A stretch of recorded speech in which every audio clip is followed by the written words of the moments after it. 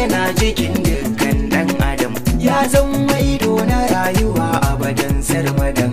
Al'adar so yana shiga daga dan kadan, yawun sa samu jituwa ko wani bangare. Mai suna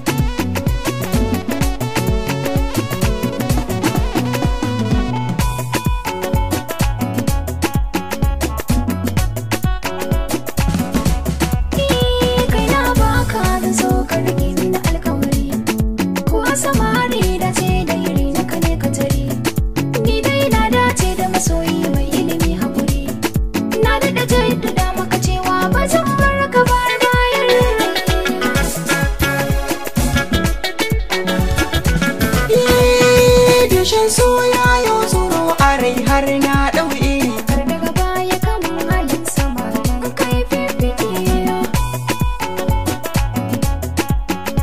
Idan har na rasa ki zuciya ta yo kuskure.